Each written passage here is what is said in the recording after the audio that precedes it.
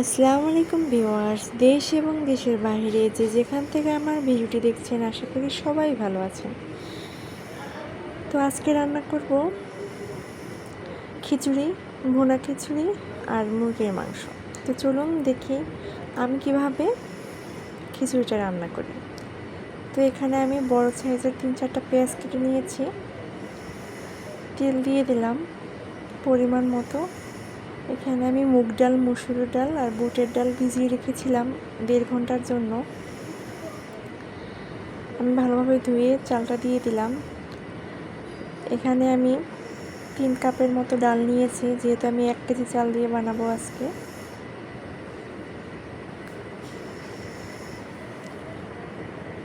কিছুটা ছাল এলাচ দিয়ে দিলাম, তেজপাতা দিয়ে দিলাম একটি। এবারে চালগুলো আমি ধুয়ে পানি ঝরিয়ে নিয়েছি। এখানে আমি 1 চামচের মতো হলুদের গুঁড়া দিয়ে দিলাম।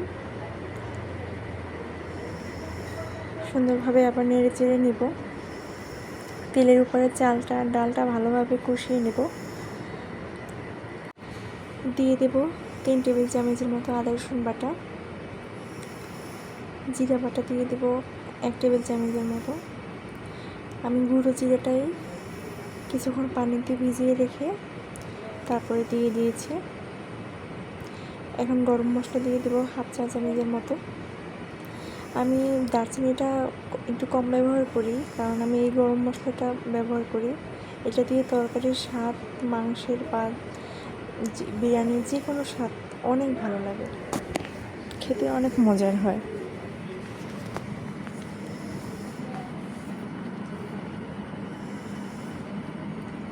তিন চারটের মতো কাঁচামরিচ দিয়ে দিলাম।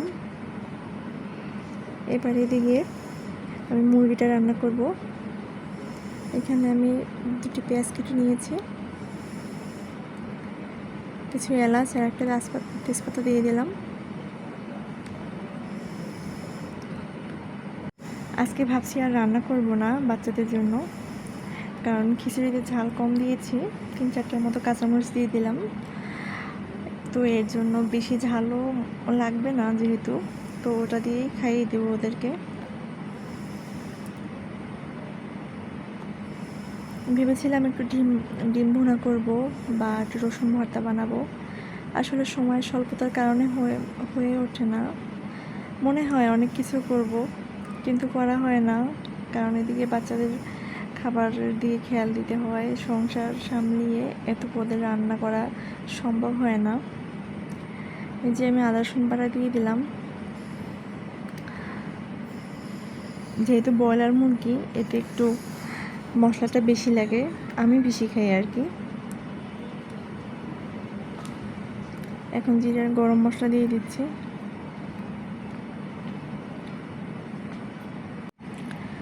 আসলে আমরা চাইলেও, যাদের বাচ্চা কাচ্চা আছে সাথে, চাইলেও অনেক কিছুই করতে পারি না, কারণ এই যে আমার মনে হয় আমি রেগুলার ভিডিও দিই বা ভিডিও করি, কিন্তু করতে পারি না। ঝটপট রান্নাঘর থেকে রান্না করে বেরিয়ে আসতে হয়, ভিডিও করার আর সময় হয় না। এই যে এদিকে আমার খিচুড়িটা হয়ে এসেছে, আমি পানি দিয়ে ঢাকা দিয়ে দিয়েছিলাম। খুব অল্প সময়ের মধ্যে খিচুড়িটা রান্না করা যায়। আবার চাইলে আপনারা আগে ডালগুলো আদা রসুন বাটা দিয়ে, জিরা মরিচের গুঁড়া দিয়ে কষিয়ে মুরগির মাংসের মতো তারপরেও চালটা দিয়ে রান্না করা যায়, ওটাও আর এক ধরনের টেস্ট। তবে ওই দিন খিচুড়িটা সত্যিই খুব মজা লেগেছিল। এই যে আমি শেষের দিকে 2 টেবিল চামচের মতো ঘি অ্যাড করেছিলাম একটু ফ্লেভারের জন্য। এখন আমি উঠিয়ে নেব, ঠান্ডা হলে আরও ঝরঝরে হবে। এদিকে মুরগির মাংসের মশলাটা কষানো হয়ে গিয়েছে। আমি 3-4টের মতো আলু ফালি করে কেটে নিয়ে ধুয়ে নিয়েছি, সেগুলো দিয়ে দিলাম। এই যে মুরগির মাংস ধুচ্ছি আর দিয়ে দিচ্ছি। ওই দিন কাটার পরে ফ্রিজে রেখেছিলাম, ভালো করে ধোয়া হয়নি। এখন ফাইনাল ধোয়া দিয়ে আমি চুলায় বসিয়ে দিচ্ছি। আসলে এইভাবেই কাজ করতে হয়, কিছু করার নেই।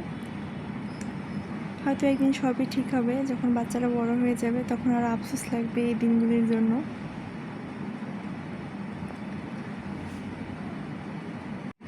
আমার ছোটোবেলায় এই ফার্মের বা ব্রয়লার মুরগি অনেক পছন্দ ছিল। আমি দেশি মুরগি একদম পছন্দ করতাম না, কিন্তু এখন আমার এটা একদমই পছন্দের না বড় হওয়ার পরে। কিন্তু ছোটোবেলায় প্রচুর খেতে ইচ্ছে করতো, কিন্তু খাওয়া হয় না। দেশি মুরগি বেশি খাওয়া পড়তো, কিন্তু ঢাকায় আসার পরে এই যে ব্রয়লার, কক বা দেশি, এগুলো সব একই স্বাদ পাই আমি। তো দেশের মুরগিগুলো খুব মিস করছি, দেশের মুরগির মাংস। তা আম্মা মাঝে মাঝে অনেক মুরগি পাঠিয়ে দেন, কেটে কুটে ফ্রিজে ডিপ করে। আমি এই পর্যন্ত পানি ব্যবহার করিনি। আমি একবারে তেলের ভিতরে, মশলার ভিতরে সেদ্ধ করে নিয়ে পরে ঝোলের পানি দিয়ে ফুটিয়ে নেব। এই যে আমি গরম পানি দিয়ে দিলাম। মুরগির মাংসের স্বাদ যদি নষ্ট করতে না চান, সব সময় ঝোলের পানিটা গরম পানি অ্যাড করবেন, খেতে ভালো লাগবে। এই তো হয়ে গিয়েছে। আমার ভিডিওটি ভালো লাগলে চ্যানেলটি সাবস্ক্রাইব করুন। ধন্যবাদ।